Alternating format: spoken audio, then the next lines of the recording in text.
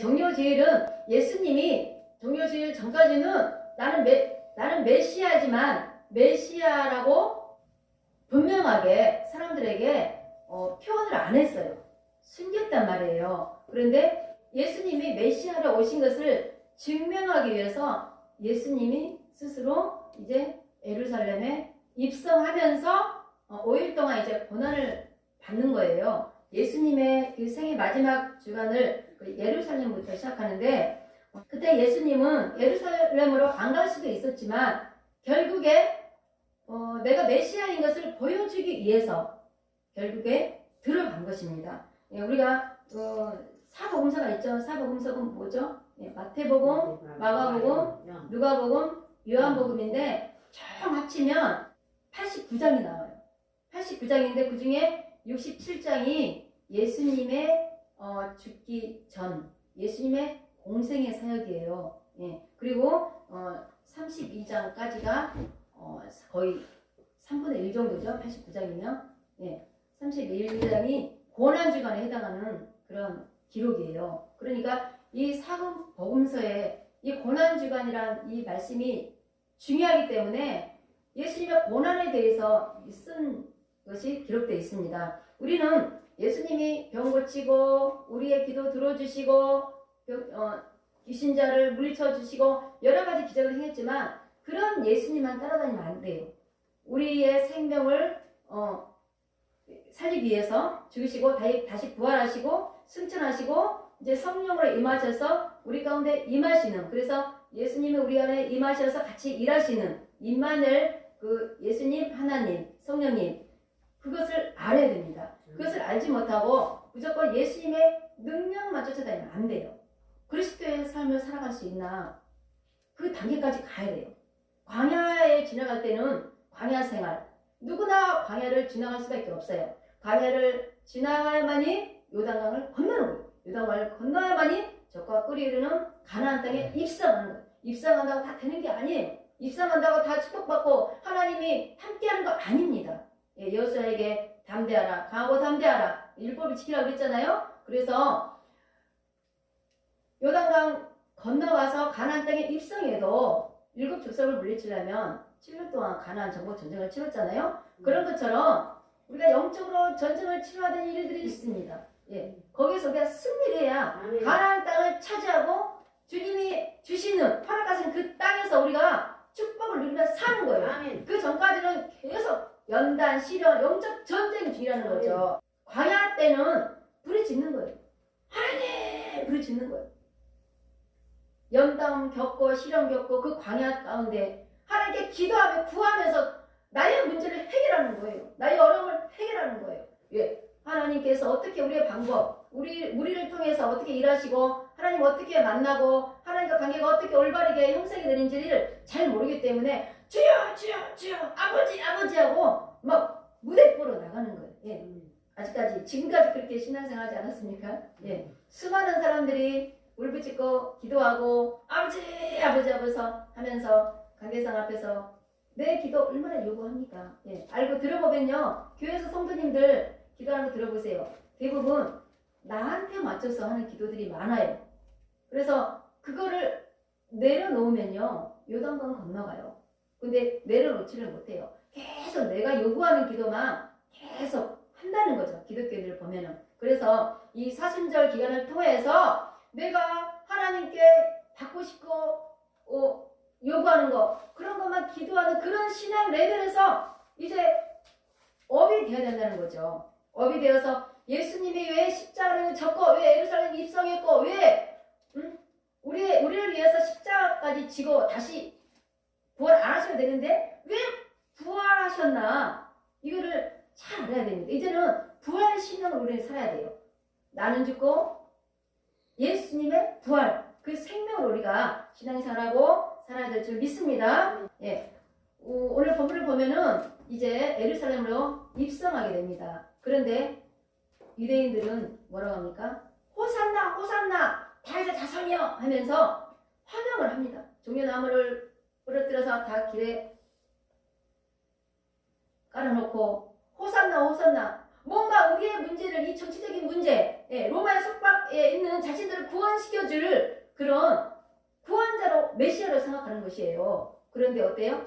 5일이 딱 지나고 금요일 되니까 어때요? 십자가에 못 박으시오! 십자가에 못 박으시오! 이렇게 예수님의 대적자로 변하는 거예요. 이렇게 예수님이 정말 자신들을 구원해 줄 줄 알았던 그런 능력의 예수님, 병도 고치고 귀신도 물리치고 모든 것들이 응답해 줄 수 있는 죽은 자도 살린 그런 예수님이 자신들의 문제를 고쳐줄 줄 알았는데 그 문제가 해결되지 않자 십자가에 못 박으라고 하는 것입니다. 이것은 뭐예요? 예수님의 능력만 믿고 쫓아왔던 신앙이에요. 주님, 우리 집에 병든 자가 있습니다. 주님 도와주세요.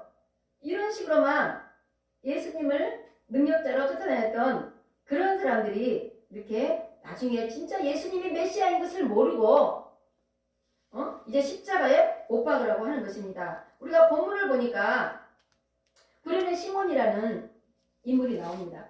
구레네 시몬이 이제 6월절을 지키기 위해서 예루살렘으로 입성하다가 이제 십자가 지고 가는 예수님을 보게 됩니다. 근데 로마 군병들이 어떻게 말합니까? 이제 예수님이 십자가의 순환을 당하시고 채찍질 당하시고 그 20kg 되는 그 무거운 십자가를 짊어지다가 쓰러지고 넘어지고 이제 도저히 갈 수 없는 그런 상황에서 이제 구레네 시몬이 지나가길래 이제 로마 군병이 이제 구레네 시몬을 불러서 이 십자가를 억지로 지라!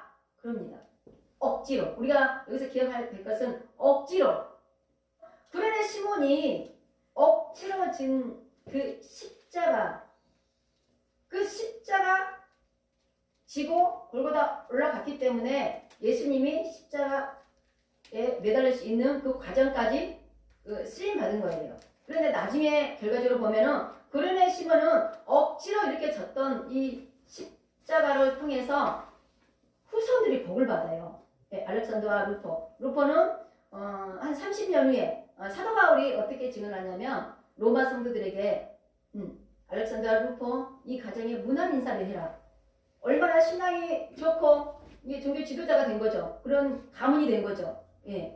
아버지가 십자가를 졌잖아요. 자식도 십자가 지는 그 사명이 전수가 된 거예요. 그래서 바울도 인정하고 존경하고 루포 어머니를 나의 어머니라고 말할 정도로 바울이 웬만해서는 나의 어머니라 말 안 하잖아요. 근데 나의 어머니라고 인정할 정도로 그렇게 루포의 가정을 하나님께서 축복하셨습니다. 우리는 원치 않든 원하든 때로는 하나님 믿을 때 하나님께서 이게 십자가 지어줄 때가 있어요. 그 십자가를 이 구레네 시몬이 십자가 진 것처럼 그냥 순정하고 억지로 지고 가면은 어떤 현상이 일어날까요? 십자가 지면서 하나님 나를 이렇게 십자가 지니까 이렇게 사명 감당하니까 나를 축복하소서. 그렇게 굳이 기도 안 해도 돼요. 작은 십자가, 큰 십자가, 나에게 주어진 것 작은 그 분량의 사명을 순종하고 충성하다 보면은 하나님께서 후대까지 축복하십니다. 왜 그러냐면 이유가 있어요. 그 십자가 지면서 그 과정 중에 수많은 아픔과 시련과 연단이 있단 말이에요. 그 과정 중에 우리를 단련하시고 우리를 정금같이 나오게 하는 그런 훈련이 그 안에 들어있기 때문에 그것을 통해서 믿음이 성장하는 거예요. 우리가 믿음이 장성한 분량으로 성장하기까지 하나님은 우리를 가만두지 않습니다. 삶이 소용돌이 치고 환란이 오고 폭풍이 불어오고 여러 가지 사건 사고들이 일어나면서 그 어려운 상황 속에서 주님 내가 어떻게 사명 감당합니까? 나 십자가 못 집니다. 그렇게 해도 점점점 더 큰 사명을 주시기 위해서 더 그릇을 더 키우기 위해서 더 큰 십자가를 주시는 것입니다. 아멘. 아시겠죠? 저도 그렇습니다. 신앙생활이 결코 평탄치가 않습니다. 순탄하지가 않습니다.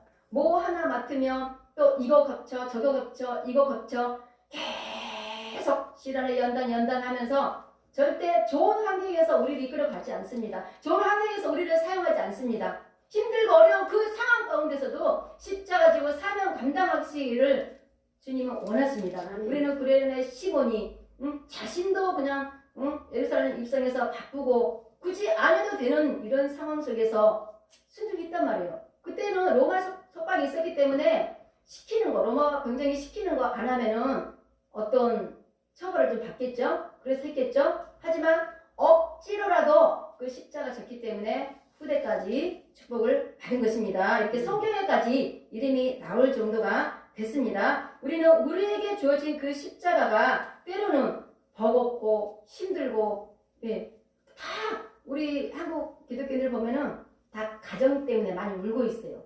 자녀들 때문에 울고, 남편 때문에 울고, 그냥 울음 바다에 울다가 이제 세월 10년 있으면 다 가요. 그러다 늙어요.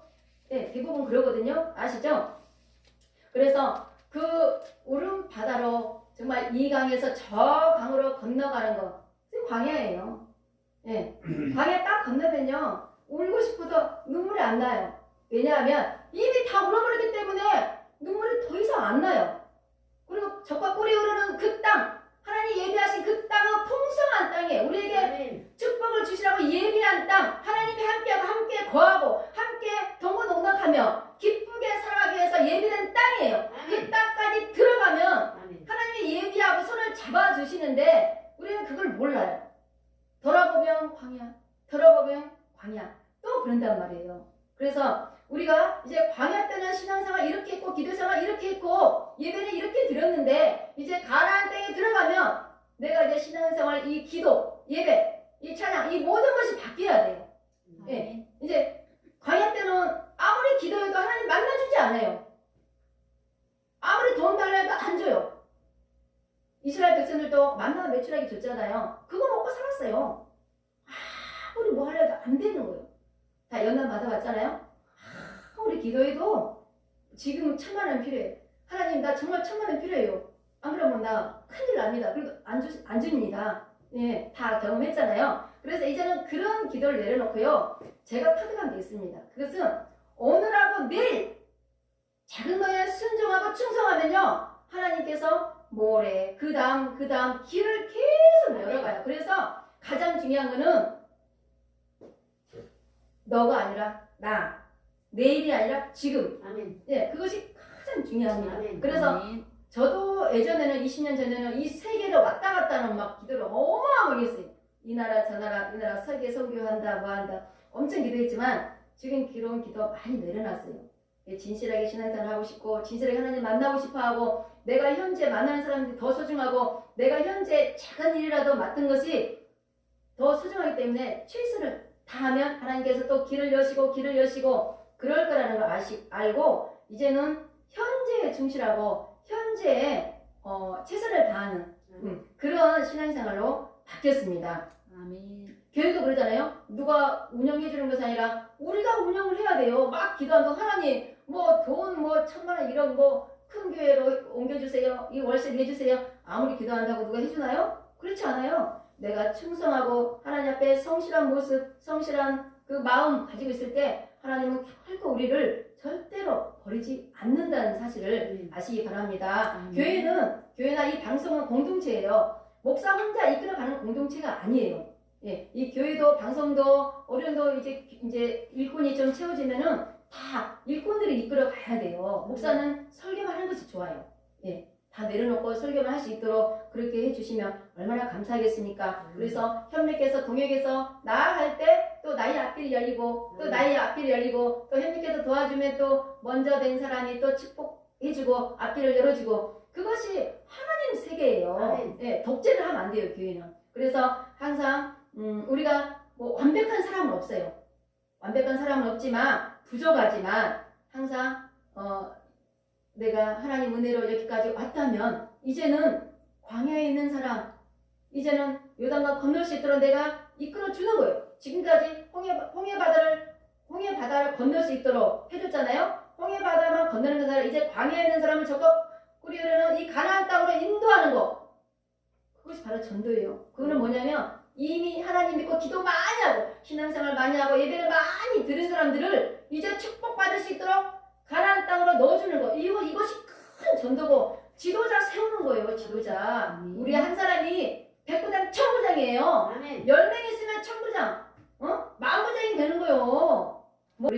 이렇게 오셔서 조금 부족한 면이 있지만 잘 훈련되어서 많은 백부장, 천부장을 이끄는 그런 지도자가 되어서 우리나라를 정말 휘어잡을 수 있는 그런 큰 복음의 역사가 일어날 수 있는 아멘. 그런 종이 되길 원합니다. 아멘. 예수님이 십자가 지셨습니다. 예수님이 지신 그 십자가는 억지로 진 십자가가 아니에요. 이 강도가 진 십자가는 마땅히 져야 될 십자가. 왜?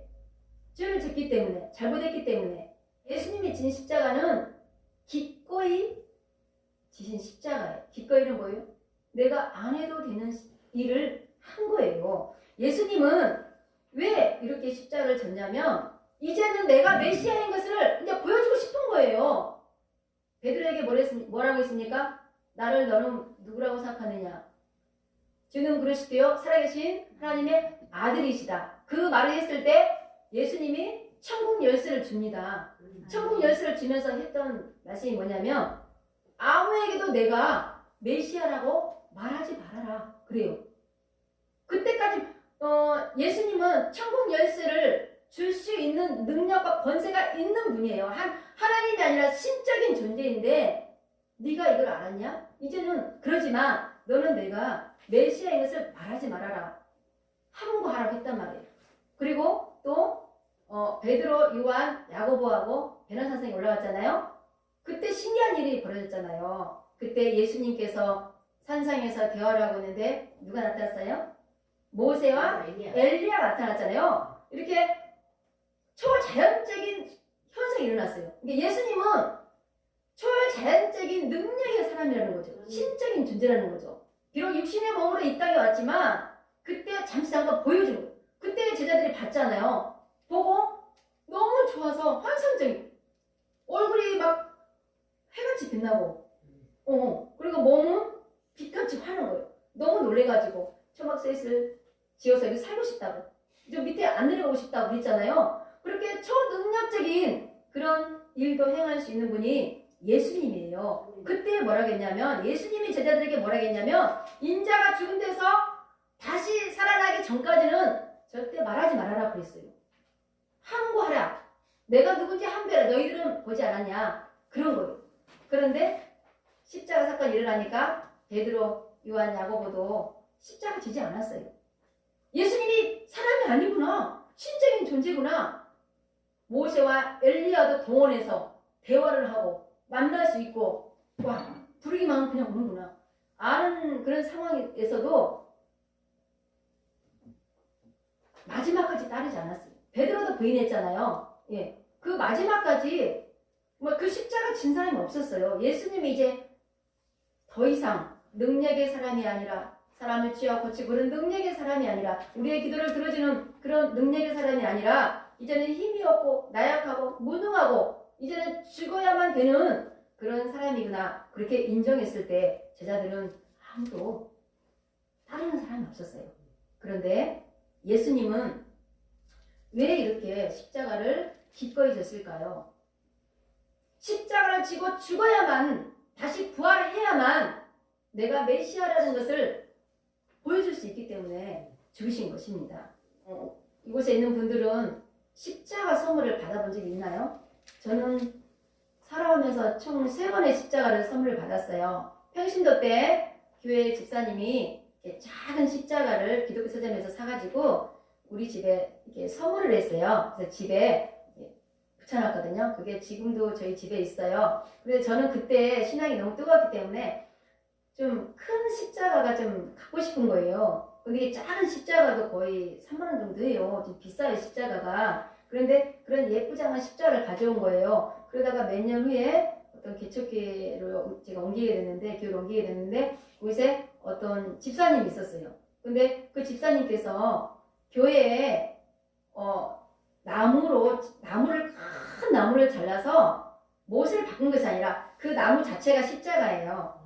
그대로 잘 나와가지고 못으로 교회에다 박아놓은 거예요. 너무 신기해서 저 십자가를 누가 저렇게 만들었어요? 너무 신기합니다. 그랬더니 저 집사님이 그렇게 했대요. 그래서 그 집사님이 저에게 오더니 십자가를 제가요 선물 안 하고 싶은데 선물해도 될까요? 그래요. 그래서 어느 날 산에 가서 나무로 된 십자가, 못을 박은 것이 아니라 나무로 된 십자가를 그대로 잘라가지고 저에게 선물했어요. 근데 그 십자가가 우리 집에 왔는데 제가 시련이 너무 많은 거예요. 연단이 너무 많은 거예요. 그래서 5년 정도 견디고 하다가 이사 갈 때 그 십자가가 너무 싫은 거예요. 그래서 그 십자가를 제가 버렸어요. 예, 버리고 이사를 했어요. 더 이상 이 십자가 이제 싫은 거예요. 너무 고난이 심하니까 십자가를 버렸는데 제가 어떻게 또 안수를 받고 개척을 했는데 어떤 집사님이 오게 됐는데 어머 목사님 교회 십자가가 없는데 마음이 너무 아프네요. 목사님 제가 십자가 이 선물을 할게요. 목사님 작은 걸로 할까요? 큰 걸로 할까요? 그래요. 저는 좀 욕심이 많았어요. 뭐든지 큰 걸로 사요. 그래서 그 의미를 또 모르고 저는 큰 것이 좋습니다. 그래가지고 중간 거 말고 큰 거를 고른 거예요. 그래서 강대상에 엄청 큰 십자가 걸어놓고 파란 불빛은 좀 생명의 빛이고 빨간 불빛은 성령의 불빛이잖아요. 그래서 나는 성령하고 살았기 때문에 이제는 생명이 중요하기 때문에 이제 파란 불빛 사야 되겠다. 그리고 비싼 큰 십자가를 이렇게 걸어놨어요. 그런데 그 십자가 걸어놓고 목회를 하는데 목회가 너무 힘든 거예요. 그래서 혼자 있을 때 이 강대상 뒤에 십자가를 바라보고 제가 많이 울었습니다. 내가 왜 이렇게 큰 십자가를 걸어놨을까? 그 집사님이 얘기한 것처럼 작은 십자가를 걸어놨다면 이렇게 힘 안 들었을 텐데 왜 그렇게 큰 십자가를 걸어놨을까? 하고 눈물이 나고 어려워서 울고 혼자 기도하고 성경 읽고 그렇게 하다가 여기로 왔습니다. 근데 여기 오니까 십자가가 없는 거예요. 그 십자가는 제가 선물 받았지만 인수인계했습니다. 드렸습니다. 뛰어오기가 참 그렇더라고 미안해서. 그래서 우리 교회 오니까 십자가 없는 거예요. 그래서 교회 같지가 않은 거예요. 십자가 없으니까. 그런데 하나님께서 저에게 깨달음을 주셨어요. 이제는 보이는 십자가가 중요한 것이 아니라 내 마음의 십자가를 지고 아멘. 이 열방 가운데 복음을 전하라고 아멘. 이곳에 저를 보낸 거예요. 아멘. 그 의미도 모르고 교회가 작네, 십자가도 없네, 이거 뭐야? 왜 싫어하고 이곳에 안 들어오려고 이랬었는데 하루 만에 역전돼서 들어오게 됐습니다. 아멘.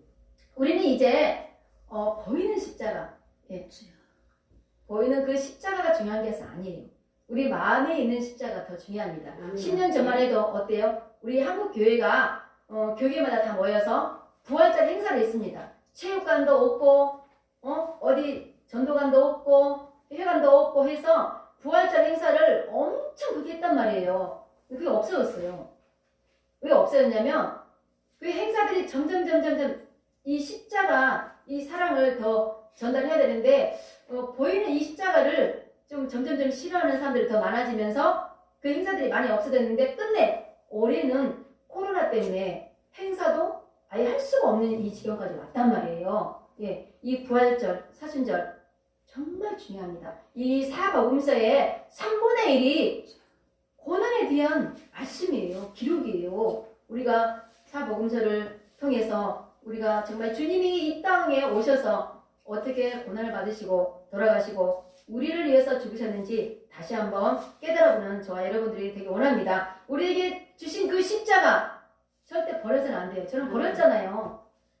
버리니까 교회 하라고 더 큰 십자가를 주셨단 말이에요. 저 목사 안수 받는 것도 싫어하고 교회 한다고 한 번도 기도해 본 적이 없어요. 그 십자가 버리니까요 시련이 더 컸어요. 예, 그 십자가 절대 버리지 마시고 잘 감당하시고 정말 우리가 찬송가 150장에 있는 것처럼 주가 예비하신 나의 본향집에 나를 부르실 그 영광의 그날까지 아멘. 우리는 주의 사명 감당하기 위해서 십자가 지고 아멘. 충성하고 가야만이 예비하신 그 집에 들어갈 수 있다는 아멘. 거죠. 아멘. 예비하신 그 집에 아무나 들어가는 거 아니에요. 아멘. 우리가 갑자기 그냥 사고나 갑자기 죽으면요 우리가 인생 정리할 시간도 없어요. 우리가 죽음에 대해서도 기도해야 됩니다. 우리 목사님 죽음에 대해서도 기도해야 됩니다. 이제 내가 살아온 거, 내가 살아겠던 거, 이 만났던 이 모든 사역들 다시 한번 적어요. 기도하고 인생을 정리정돈할 수 있는 그 기회 주신 거 우리는 너무나 감사하게 생각해야 돼요. 오늘 하루도 수많은 사람들이 죽어가는 그런 하루입니다. 그 하루 동안 우리에게 생명을 주셨어요. 생명을 주셔서 하나님 꼬부가며 하나님께 영광 돌리기 위해서 이렇게 하루를 살아갈 수 있는 그런 저희들이 되었습니다. 우리에게 하루 또 기회 주셔서 우리가 생명을 유지하고 하나님께 찬양하고 경배하고 하나님께 함께 할 수 있는 그런 것을 허락하신 하나님께 감사드리기 바랍니다. 우리에게 주신 그 고난은 잠깐입니다. 그러나 우리에게 주시는 축복은 영원하다는 사실입니다. 우리에게 생명을 주신 그 하나님께 찬양하며 감사하는 한 시간 되기를 원하며 한 시간 동안 다음 주는 부활주일인데 한 끼 금식이라도 하면서 예수님의 그 고난에 동참할 수 있는